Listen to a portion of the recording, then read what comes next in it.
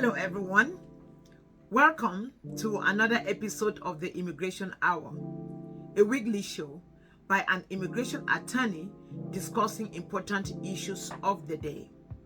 I am Attorney Stella. Today's video answers this question. I have no international travel history at all. What are my chances of getting a visa at my interview to come to the United States? A travel history is not the only thing that you are required to prove in order to be able to be granted a visa to come to the United States. There are several requirements for a visa. The type of visa determines the requirements that are necessary at your interview. And the type of visa also depends on the purpose for which you are going to the United States. Assuming that you're seeking for the B1, B2 visa, which is that is often issued. If that's the sort of visa that you are asking for, these are the list of things that you will need with you in order for you to go to the interview. You will need, number one, you need a current valid passport. The second thing that you have to have with you is an itinerary, a travel itinerary. An itinerary will show that you have the funds. You've already bought your ticket, so you are ready to go. Number three is proof of funds to cover the cost of the travel. So do you have money to cover the cost of your travel, which is it could include but not limited to the travel itinerary. If you've bought your ticket, it shows you have money. You have a bank account. You also should bring your bank account statement. It will also show that when you travel to the United States, you will have money to take care of yourself. The fourth thing that you will need is a proof of strong ties. What is that? What are your ties to your home country? The presumption is always you are going to the United States with the intent to stay and not to return. So, in order to rebut that presumption, in order to challenge that presumption, if you have ties in your community, let's say you have a wonderful job, you have a great job, a job that is paying you good money. The American government does not foresee you leaving your good job to go to America just to go and start a new life.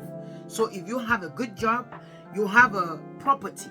If you're a homeowner, you have a good home. You're doing well. You own your car. If you're doing well in your home country. So what do you have? Then you strong ties to your community. Do you have a family? Are you married?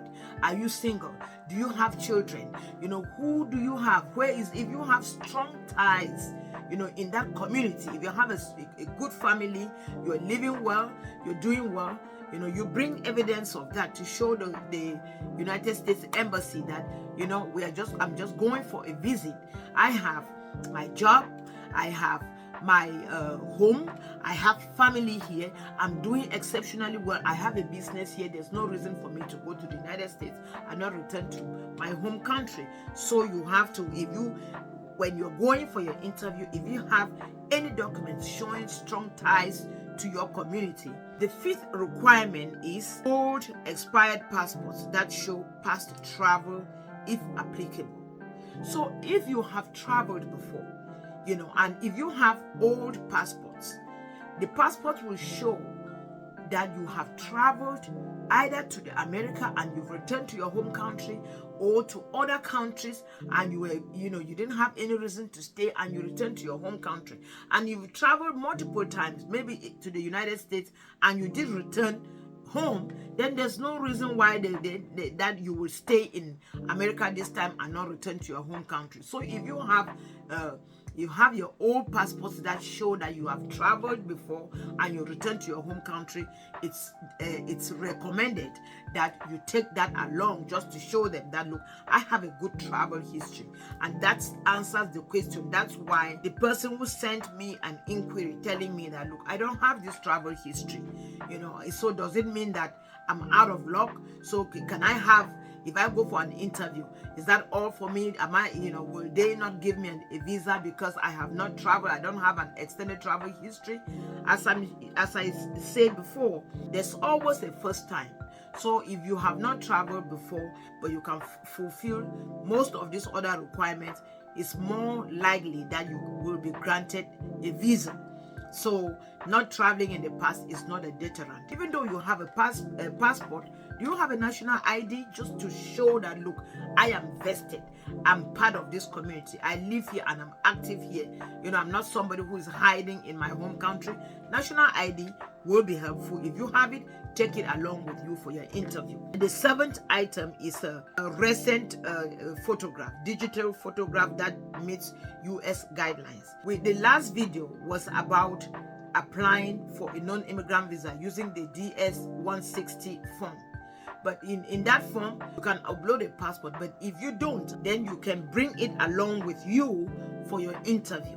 And the reason is they want a more recent photo for you. They want to see how you look today, not how you looked 5 years, 3 years ago. Sometimes I see people send me a passport photo that they took 10 years ago, 5 years ago. But the essence is you need a passport photo that you have taken in the last 6 months, right? 6 months, would be an actual depiction of who you truly are right now. So again, a recent digital photograph with you, and that meets the US guidelines. Then the eighth item that you will need is a printed copy of your visa interview appointment letter. As I told you, the previous video said after you have applied for the DS-160 non-immigrant application, when you've submitted your application, the next thing is you go and you schedule your interview. You schedule an interview because the US government does not schedule the interview for you. You schedule your interview. When you schedule that interview, when you're going for the interview, make sure that you have a copy of that letter with you, your interview letter. The ninth thing that you have to have with you is a printed copy of your Form DS-160 confirmation page. So that confirmation page is the only thing you need to take to the embassy on that day for your interview. Just the confirmation page, which will show that you did put in your application.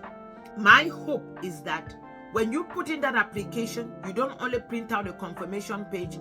As I said in my earlier video, you also print out a copy of that application. That morning, as you're going, or that afternoon as you're going to the embassy for your interview, make sure that you go over that application. That will remind you of what you put in the application, so that you'll be able to answer the questions and answer them appropriately. And also, if you happen to have put in something that you now see that it was an error, it was erroneous, it was the wrong information, you even at the interview, you make sure that you correct the officer. The officer knows that you are a human being. We are all amenable to errors. So when you go, you say, oh, officer, I looked through my application this morning. My name is supposed to be Attorney Stella, but I made a mistake. I put some other thing. So, you can always correct. This is optional. You can also have a letter of invitation, from your host. You can have a letter of invitation from the host of your trip to the US. If it was somebody who was inviting you to come to the US, whatever the reason might have been, if you have a letter of invitation from the host of your trip, it's recommended that you also take that letter along, because at least it gives the officer at the embassy, it would show that the address of the person who is inviting you to the United States. It will show their telephone number. It will show that you're going somewhere. You're not just going to the United States to become homeless. At least it gives the officer some assurance that you have somebody who is going to host you as for the time being, for the time that you will be at the United States. For those that are going, if you're going there as a student, it's also important to have the letters from the schools that are expecting you in the United States, such as you have with you a copy of your Form I-20 and a copy of your Form DS-2019. That will show where you are going and the course that you intend to engage in while you are in the United States. So the requirements that you need to take along with you for the interview depends on the sort of visa that you will be seeking, the sort of visa that you're going for an interview for. Also, be very mindful as well that there are also some disqualifying factors. So let's say you have, you've been a terrorist, or you've been involved in some activities that the American government frowns on. If they happen to know that you have been involved with some terrorist organizations, it's likely that you may not be able to be granted that visa. What about criminal record? If they have evidence to know that you had committed any crimes before in the past, it's more likely again that you may not be given the visa. But the fact is there's always room for rehabilitation.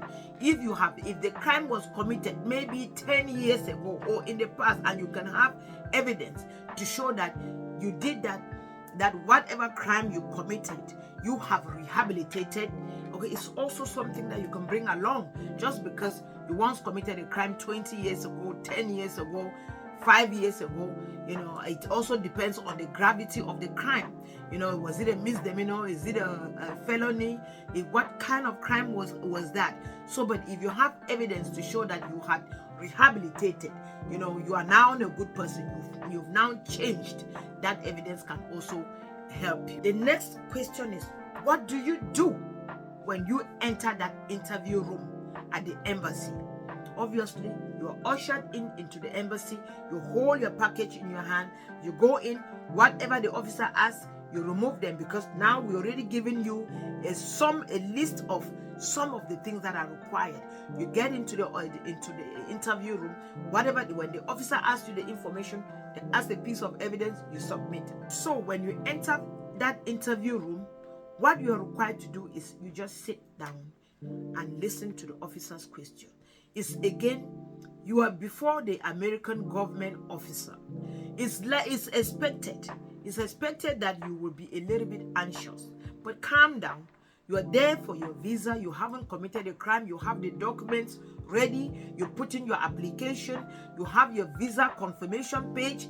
You are ready. You have letters from the person who is going to host you in America, or you have a letter from the school that you are attending. You have all the documents showing that you are vested back in your home country. There's no reason why you want to come to the US and stay. So all those documents, that's what you're going to use to show the government that, look, the American government, that I'm not going to the US to stay because this is what I have. So when, as you enter that interview room, just sit down. They will ask you a question. Only answer the question that is asked of you. So don't get there and start giving a history of your life, because the officer is not there. He's not interested in the history of your life. The officer knows what they are interested in. So whatever question they ask you, you answer that question, and then you sit and you wait for the next question. If you don't understand the question, ask the officer, "Officer, can you come again? Officer, can you repeat the question?" And the officer will gladly repeat the question to you. I am certain that when you do this, your visa will be granted. I hope that this video has been very instructive, and for those that still have some doubts and want to know more about this process, you can always contact me. Please like, share, and subscribe so that we can empower each other. Thank you very much.